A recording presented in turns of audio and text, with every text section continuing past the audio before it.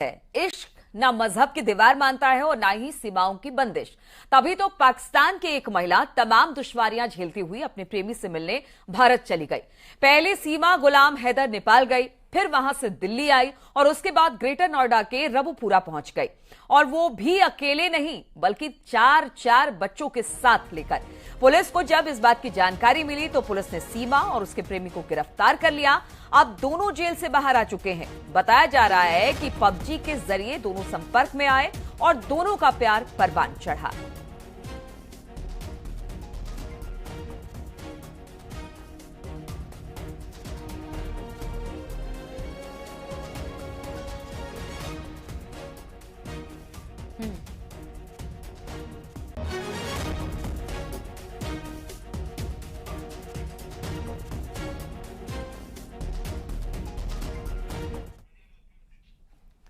और इस वक्त हमारे साथ हमारे संवाददाता हिमांशु जुड़ रहे हैं और उसके साथ सीमा गुलाम हैदर भी जुड़ रही हैं। आज ही अपने प्रेमी के साथ वो जेल से रिहा हुई है, लेकिन आखिर वो पाकिस्तान से यहां पहुंची कैसे, क्या इसके पीछे की मंशा थी और फिलहाल अब क्या सोच रही हैं, क्योंकि वहां पर गुलाम हैदर लगातार यही गुहार लगा रहा है कि सीमा भी वापस आ जाए और उसके चारों बच्चे भी वापस आ जाए।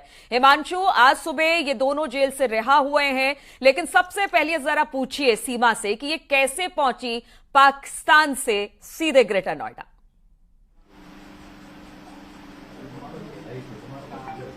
जाहिर तौर पे देखिए, आज सुबह 8:30 बजे दोनों बेल आउट हो गए।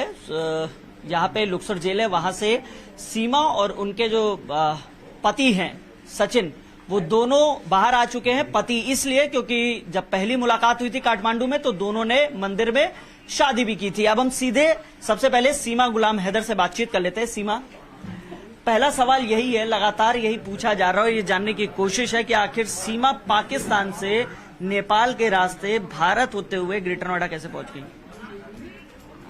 मैं पाकिस्तान से जहाज से आई थी। फ्लाइट थी मेरी, फ्लाइट दुबई की, कनेक्टेड फ्लाइट थी। दुबई से काठमांडू, तो वहीं से फिर वेन पकड़ी पोखरा से मैंने बस करके दिल्ली की कराई। 15,000 में हमारी 3 सीट बुक हुई, नेपाली 15,000। वहां से दिल्ली की मैंने बुक करी, तो दिल्ली से रास्ते में उन्होंने मुझे उतार दिया। वहां जब बॉर्डर पे थी आप तो क्या क्या पूछा गया, क्या क्या जानने की कोशिश की, या जो वहां पे मिलिट्री थी, जो सिक्योरिटी फोर्सेस थी, वो क्या जानने की कोशिश की आपसे? पूछा, आपसे कोई बातचीत हुई? एक ही आया था, ज्यादा नहीं आया। मतलब नेपालियों ने तो मुझसे पूछा ही नहीं, मुझसे बात ही ना करी। जब नेपाल बॉर्डर क्रॉस कर थे ना, तो उन्होंने मुझसे बात भी ना करी। मतलब ऐसा, जब बॉर्डर आने से पहले जो बस का कंडक्टर था उसने हमारे नाम लिख दिए थे कि सीमा, मेरे बच्चों का। आपने अपने बच्चों के नाम क्या बताए थे? जो हिंदू धर्म है, प्रेम का, राज, परी और मुन्नी। मैंने अपना सीमा और इनका सचिन पति का बताया था।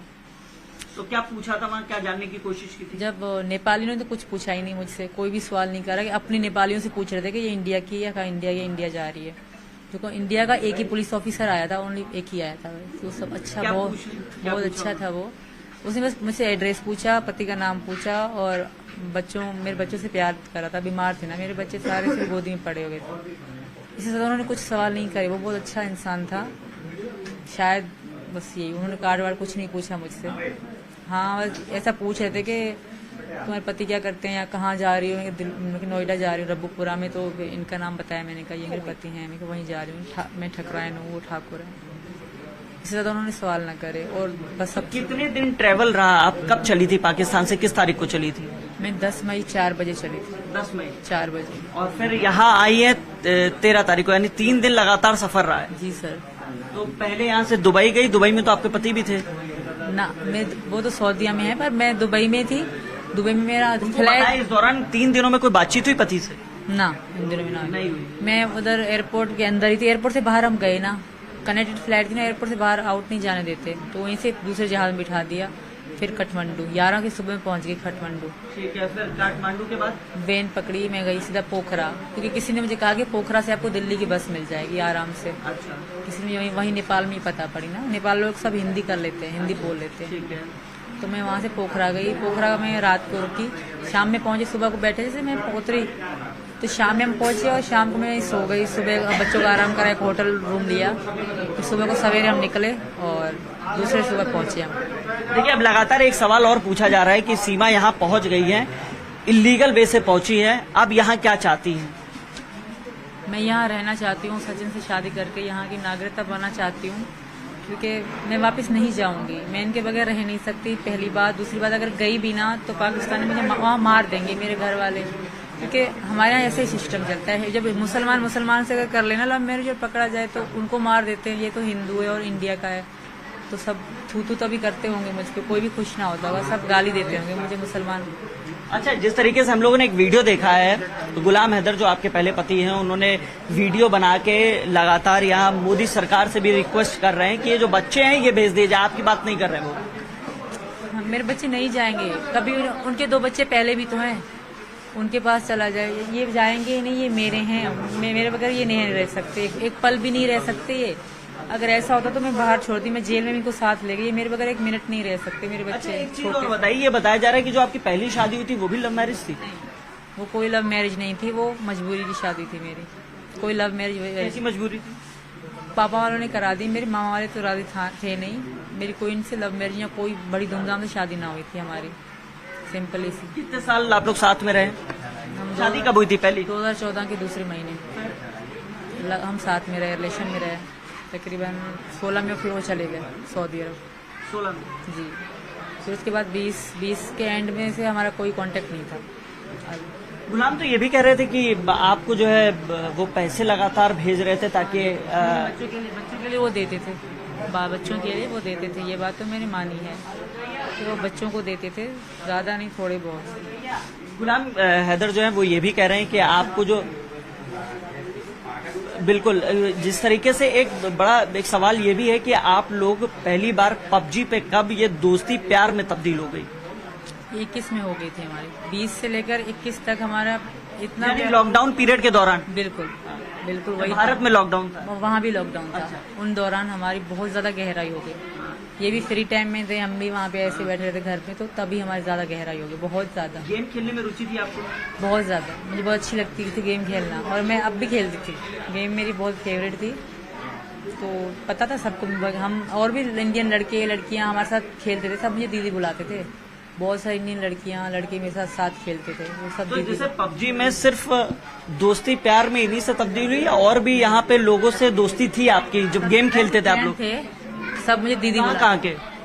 एक तो बिहार का था, एक दो यूपी के थे, वो मुस्लिम थे।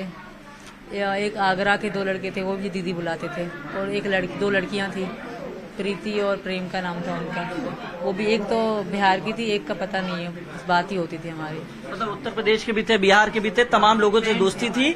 लेकिन हमारा प्यार है ज्यादा। कैसे पता था? हम बात करते, हम दोनों साथ होते, हमारा नाम सेम था। इनका सचिन सीमा, मेरा सीमा सचिन, तो सब हमें वाइफ हस्बैंड ही बुलवाते थे गेम में। तो उन सबको पता था कि हम दोनों हैं, ये इंडिया से है, मैं पाकिस्तान से, अब प्यार में है, उनको पता था। तो कितने साल ये पबजी पे प्यार कितने साल चला? पबजी तो हम एंड तक खेलते रहे, 3 साल खेलते रहे, अब तक खेलते थे हम लोग, पबजी खेलते हैं। फिर नंबर कब एक्सचेंज हुआ? पहली मुलाकात कब हुई? पहली मुलाकात तो मार्च में हुई, 10 मार्च में। नंबर तो 10 मार्च पिछले साल ना, इसी में 23 में पहली बार इसी मार्च में मुलाकात हुई। बिल्कुल, काठमांडू में। पहले तो मेरे पासपोर्ट ही ना थे, मेरे पासपोर्ट इधर ही आने के लिए बनवाए थे। मेरा पासपोर्ट का कुछ भी नहीं था, फिर ID कार्ड भी पापा के नाम से था। इतनी मुश्किलों से तो मैंने बनवाए थे ये सब। अगर मैं वापस गई, मैं रह न पाऊंगी, मैं मर जाऊंगी, मैं वापस नहीं जाना चाहती। और आप लोग मुझे भेजिएगा मत, आप लोग जहाँ रखोगे, जैसे रखोगे, मैं रह लूंगी, मुझे वापस न भेजा जाए। और हैदर की बातों को इग्नोर मारा जाए, वो सिर्फ बकवास कर रहा है, झूठ कह रहा है। वो आपको शायद लग नहीं रहा, पर वो झूठ ही बोले जा रहा है। वो कोई भी वो भारतवासी से प्यार नहीं करते, वो ऐसे ड्रामा कर रहा है सिर्फ मुझे वापस लाने के लिए। अगर आप वापस नहीं, मेरे साथ बहुत बुरा हो जाएगा। अगर किसी ने भेजा, फिर आप सब देखोगे कि मेरे साथ क्या होता है। मैं किसी को नजर भी नहीं आऊंगी।